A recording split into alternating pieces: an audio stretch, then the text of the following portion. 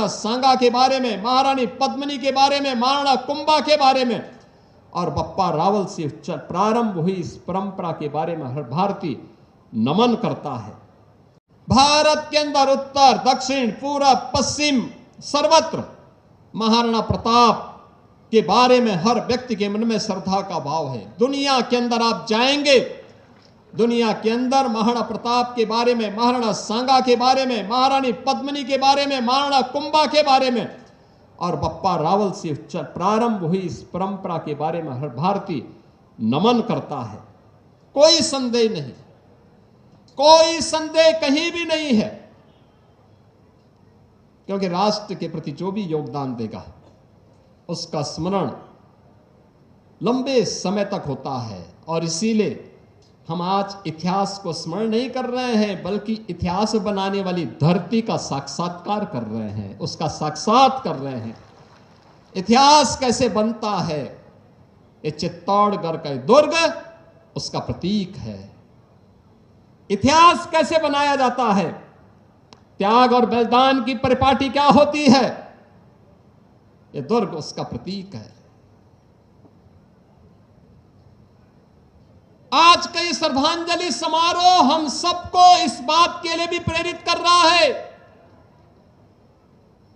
इस बात के लिए भी प्रेरणा दे रहा है कि आने वाले समय में किसी बेटी और किसी बहन को इस प्रकार के दौर से न गुजरना पड़े, उस प्रकार की स्थितियों का सामना न करना पड़े। और मैं सचमुच जब जौहर की गाथा के बारे में, जिसके बारे में हमारे केंद्रीय मंत्री श्री शेखावत जी यहां पे कह रहे थे 1303, 1535 और 1568 में जो तीन बड़े जौहर यहां पर देखने को मिले हैं, भारत का इतिहास जिन वीरांगनाओं के इस जौहर से भरा पड़ा है। ऐसा नहीं कि यहां का वीर न लड़ रहा हो, वह लड़ रहा था, लेकिन जब महाराणा रत्न सिंह को धोखे के साथ वे वीर गति को प्राप्त हुए अलाउद्दीन खिलजी के धोखे से, क्योंकि शत्रु हमेशा धोखे से ही हमारे वीरों का मुकाबला कर पाया था। आमने सामने की लड़ाई में वे कहीं नहीं टिकते थे, कहीं नहीं टिकते थे।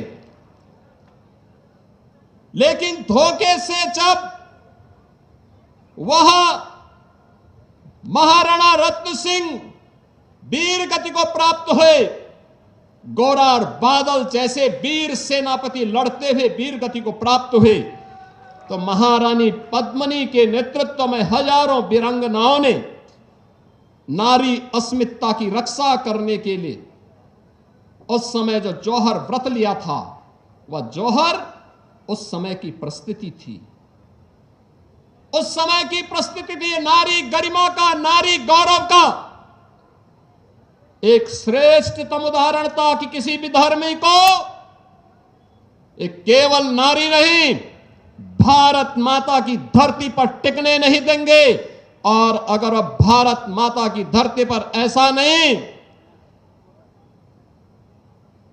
याद करिए, ये धरती माता जिसके बारे में कहते हैं जब सीता माता को अंतिम समय में प्रभु श्री राम से मिलन की बात सामने आई, तो धरती माता के सामने माता सीता ने एक ही व्रत लग लिया था।